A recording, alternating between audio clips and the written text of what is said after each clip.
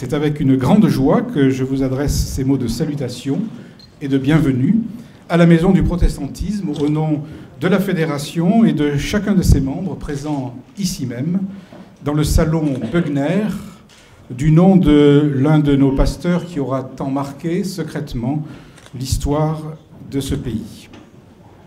C'est aussi avec une certaine gravité que je veux saluer à travers votre présence parmi nous la présence de la République.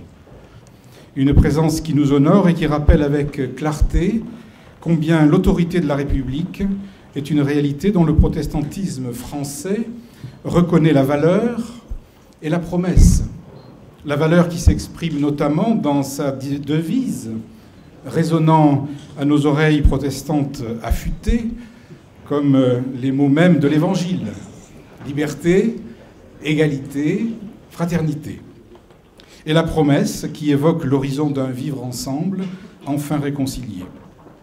Alors si je commence ainsi mon propos avec quelque accent de solennité, c'est sans doute parce que je ne suis pas coutumier de tels discours, vous le comprendrez aisément, mais c'est aussi, pour être plus sérieux, parce que la situation m'y oblige.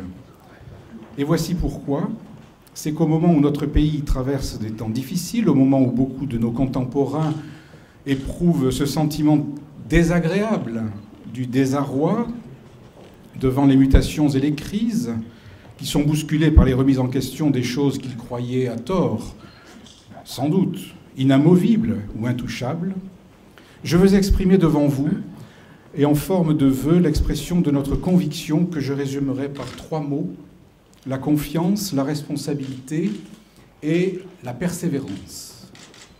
Monsieur le Premier ministre, devant le désarroi, les protestants choisissent la confiance et ils acceptent l'avenir, non pas comme une menace, mais comme le lieu d'une promesse encore inaccomplie à laquelle ils seront associés.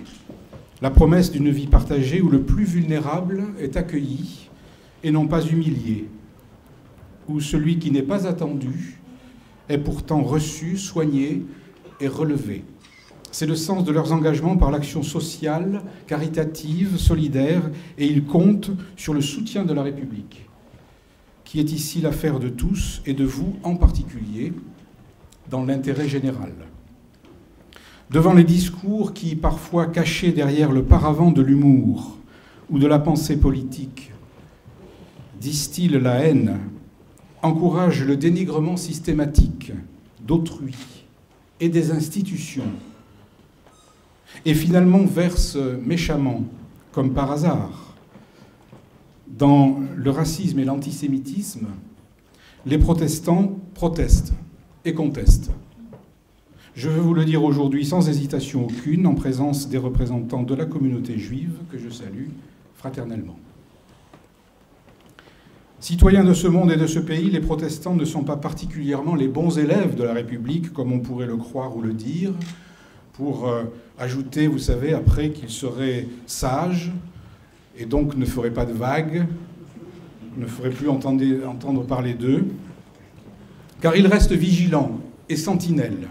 Ils disent leur étonnement et même leur déception et aussi leur réprobation quand la République n'est pas celle qu'ils veulent vivre. Facilement alertés quand le plus petit, l'étranger, le plus fragile est menacé, eh bien, ils agissent. Et ils comptent être entendus et soutenus par vous dans leur action auprès de ces personnes. Deuxièmement, devant la tentation de la démission ou de la dérision qui dégrade la valeur même du politique, eh bien, les protestants choisissent la responsabilité. Ils votent. Alors, avant de voter, les protestants délibèrent.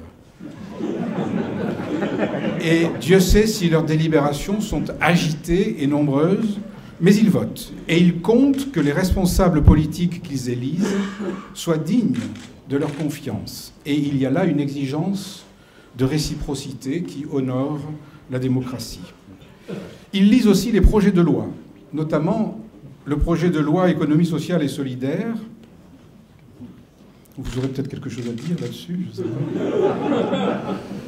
Ils suivent l'actualité, ils s'intéressent à ce que le cadre de la loi 1905, notamment, ne soit pas lui aussi dégradé, ce qui serait un comble, alors même que les protestants sont pratiquement les seuls dans ce pays, quelle situation étonnante, à l'utiliser pour l'expression de leur culte. Ils choisissent la responsabilité quand il faut représenter les communautés chrétiennes naissantes, issues de l'immigration, principalement francophone, ou les nouvelles églises qui peinent à trouver leur place dans le corps social, dans la commune, et ont du mal à comprendre qu'elles puissent encore se laisser soupçonner par l'administration d'être des sectes, alors qu'elles sont aussi des lieux symboliques forts d'intégration et de socialisation, y compris avec leur fragilité et leur maladresse. Les protestants réfléchissent au sujet d'éthique contemporain, sans hystériser le débat, s'il vous plaît. Mais vous l'avez remarqué, dernièrement.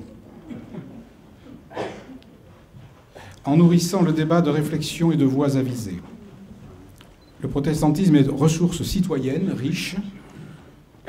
Il n'est pas une menace pour la société. Et à cet égard, une contribution de la Fédération sur la question de la fin de vie sera diffusée dès lundi. Et puis d'autres sujets encore nous attendent pour 2014, si j'ai bien compris, et des sujets tout aussi compliqués. En tenant ce propos, soudain, je mesure combien l'état d'esprit dans notre pays a évolué en quelques années. Combien le mot même de religion, le mot même de confession a été maltraité. Où l'on est passé d'une France assez tranquillement catho-laïque, comme disent les sociologues, qui ne nous convenait pas d'ailleurs, à une France enfin délibérément multiconfessionnelle, mais où la laïcité s'est alors sentie tellement menacée devant ce foisonnement qu'elle en est devenue elle-même vulnérable et poreuse à la tentation intégriste.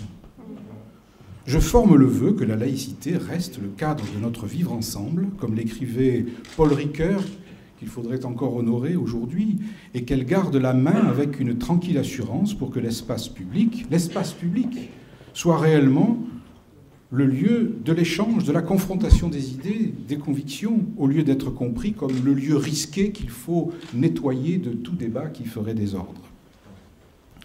Car si les citoyens sont aussi des hommes et des femmes structurés par des convictions religieuses, éprouvés par des doutes spirituels, forgés par des traditions, des coutumes, des usages, élevés par des spiritualités, des pensées, eh bien,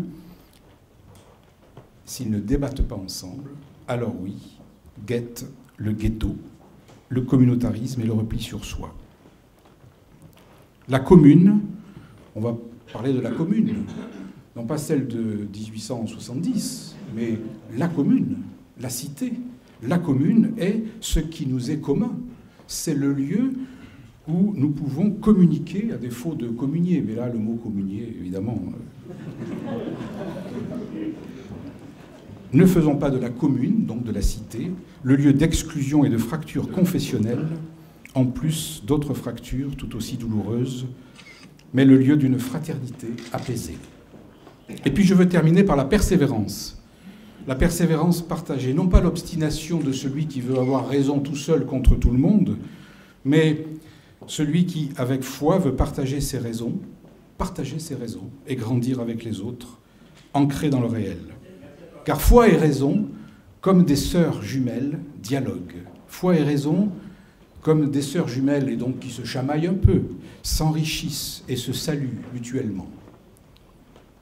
Devant les désirs inavoués d'abandon et de renoncement intellectuel, eh bien les protestants choisissent donc la persévérance. La persévérance ici, mais aussi au loin, dans les difficultés. À Bangui pour la paix, en lien avec les musulmans et les autres chrétiens, l'imam, le prêtre et le pasteur ensemble. À Haïti, malgré toutes les raisons de baisser les bras dans un pays dévasté où nous avons pourtant, nous, Fédération protestante de France, des solidarités. Au Moyen-Orient, où les chrétiens sont victimes et réfugiés comme tant d'autres. Notre service de mission, qui porte un sigle incroyable, le DEFAP, suit la situation de près. Dans les hôpitaux, de même, où meurt le malade, à qui l'aumônier tient la main, se vit la question de la persévérance dans l'accompagnement, et c'est un sujet d'actualité. Nous sommes reconnaissants que les instances de gouvernance du système de santé cherchent à pérenniser un partenariat renforcé avec les cultes, et donc aussi avec la Fédération, au sein même de ces établissements hospitaliers. Persévérance encore quand, devant la difficile question de la peine et de la prison, il faut pourtant se réjouir qu'un projet de loi ose envisager que la peine, précisément, ne rime plus forcément avec incarcération, dans une perspective qui ouvre d'autres possibilités pour la société que le tout sécuritaire dont on voit l'impasse, avec des prisons qui sont pleines, mais vides de sens. Comment ne pas envisager enfin avec sagesse que la justice puisse être aussi restaurative, réparatrice, et non plus seulement punitive. Citoyen de ce pays et en même temps citoyen du royaume qui vient, ou pour adopter cette formule bizarre en un langage d'aujourd'hui, citoyen de la République française et citoyen de la République des cieux, parce que peut-être que c'est un président maintenant, enfin, parce qu'à l'époque c'était tous rois.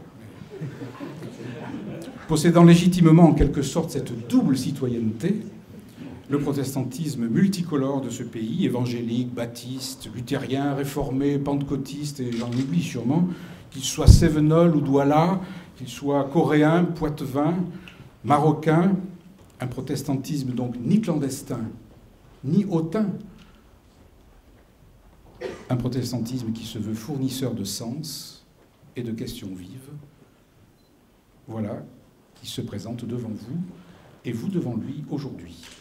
Confiant, responsable et persévérant, il proteste publiquement de sa foi. Que ces vœux se réalisent, ces vœux de confiance, de responsabilité, de persévérance, et ce sera une bénédiction pour vous, Monsieur le Premier ministre, que notre prière accompagne, une prière au nom du Christ, il faut le préciser. Mais que cette prière aussi soit la vôtre, que chacun de nous se place devant le Seigneur, parce que lui nous accompagne. Je voulais vous saluer, vous tous et toutes qui êtes venus nombreux ce soir. Frères et sœurs, représentants des cultes et des autorités de ce pays, vous les acteurs engagés de la Fédération protestante, les présidents d'église, les présidents des œuvres et tous les responsables. Mais je m'arrête car alors se terminerait l'allocution qui était prévue pour 7 minutes 30 et commencerait une prédication ou une objurgation. Je vous remercie de votre attention et de votre patiente écoute.